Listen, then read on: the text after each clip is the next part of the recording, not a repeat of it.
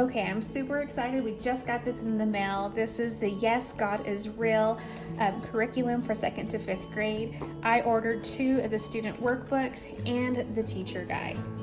This is written by Dr. Frank Turek and Hanna. Frank Turek is the author of I Don't Have Enough Faith to Be an Atheist. We love that book. I do think they have a high school curriculum for that, but we are so excited that they came out with a curriculum for 2nd to 5th grade. So as soon as I saw that, I purchased it right away, and we just received it in the mail. So here is the teacher's guide. We have all of the lessons here. So this is going to be going over, is anything really true? Is God real? Can miracles happen? Can I trust the New Testament? Is Jesus God the Savior? And then the review and conclusion. And as you can see, they have multiple lessons for each of those questions. Kind of skip this part, but you have the introduction, vocabulary, key points, overview, lesson objectives, and memory verses as well. And then we have our introduction letter here. And then we have how to use this book. So these lessons are written to be like a script that you can read. Be sure to read the lessons ahead of time to be familiar with the content. You could teach the lessons in one sitting or teach one key point at a time for short devotions that build on each other. Supplies are listed underneath each key point or activity for that point. It continues on. Here is the vocabulary. And I like that it has all the vocabulary for every single lesson all together, so you can kind of see where you are going, what you are covering. And the same with the key points and key point cards. Lesson 1, truth. So the key points that you're going to be going over for every single one of the lessons included in this curriculum. I like that. It's like a clear curriculum map for you. Lesson objectives. Again, every single lesson is here together, so you really have a good idea of where you're starting and where you are ending. Memory verses for each lesson. So here are the Bible verses here and how to teach those Bible verses. So like if you're a visual learner, you can make a poster, PowerPoint slides, how to teach the verse, and memory verse review games. I love that because I do come up short when it comes to fun ways to help us learn Bible verses.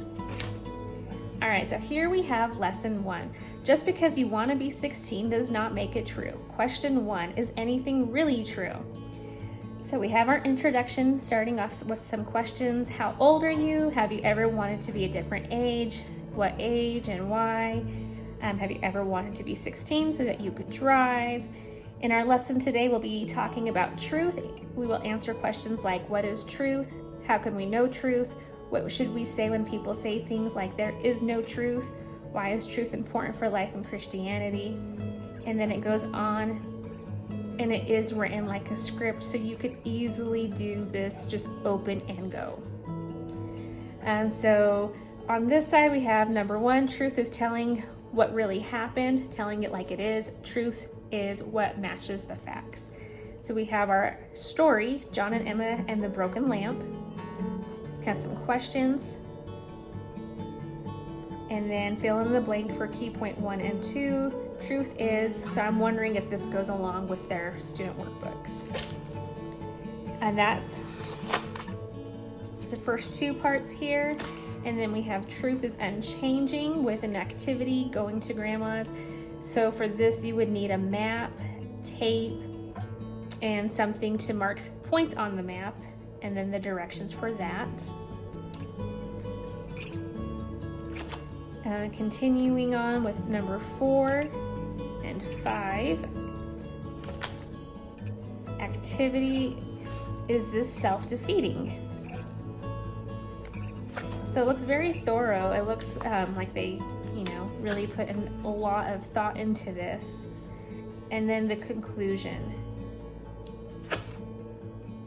Refute the lies with truth. This is the answer key. Okay, so this is the answer key for the activity in the workbook. Lesson 1, additional activities. So if you want to keep on going, you can extend this even further.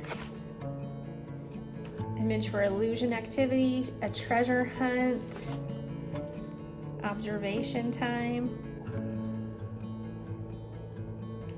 a self-defeating statement, tolerance is showing respect to others who disagree with you, a review game, and then to lesson 2. So lesson 1 is really packed with a lot of information here. So lesson 2 was, is God real? And it looks like it kind of follows the same pattern as the first lesson. Lesson 2 activities,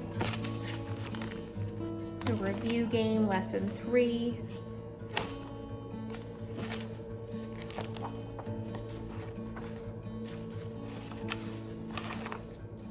It looks to me like they're not dumbing it down for kids. I mean, these are things that our kids absolutely need to be able to know and understand. And just based on what I'm seeing, I feel like it's very written well, like child-friendly. And it's, you know, giving them credit. They can understand this information. They absolutely can understand it and apply it. Okay, so I'm just kind of finishing up this teacher guide here. Let's check out one of the student workbooks. So I have 2 identical workbooks here for my kids. It says 2nd to 5th grade. Let's see how this looks. So they also get a table of contents with the questions that are going to be covered throughout the curriculum. They have an appendix with quizzes, vocabulary, definitions, key point lists, memory verses, extra learning resources, clue cards, and flashcards. And I like that it's in color for the kids. I think that really grabs their attention. Is anything really true? So you have some like fill in the blanks. Truth is telling what really blank, telling it like it is. And that went along with the teaching.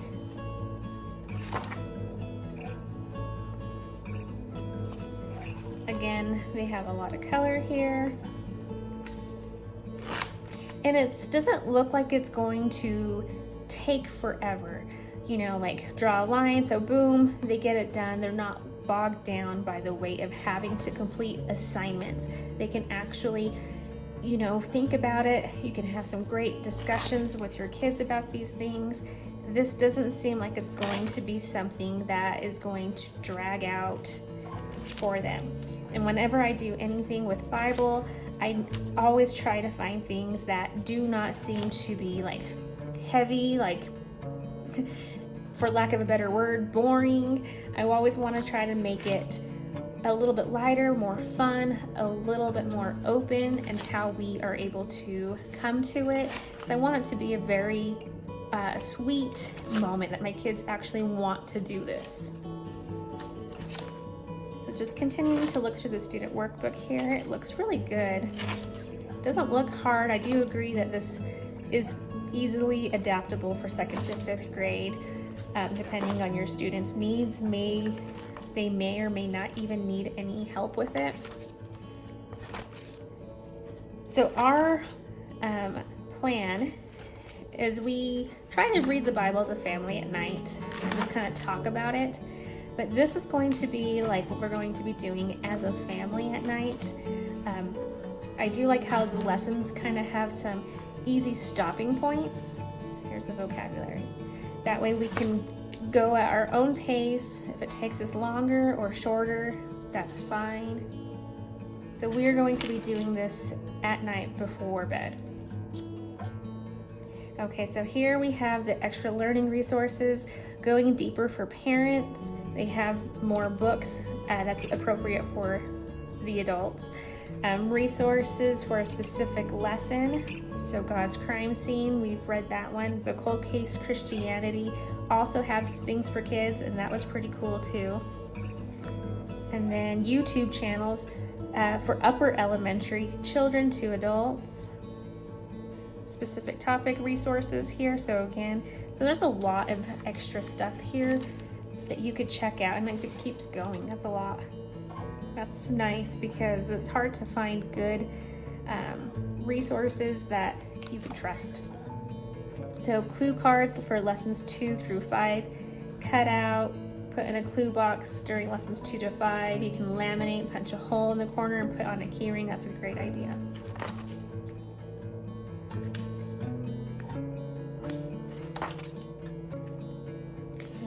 Yeah, there's quite a few of those. So I'm not too sure how these are going to be used, but they are nice and colorful, and I do think we'll probably end up laminating them. My kids are a little rough on stuff. And that is the end. So yeah, I'll be happy to post a review once we have started this, but I am super excited to get this going. Thank you so much for watching.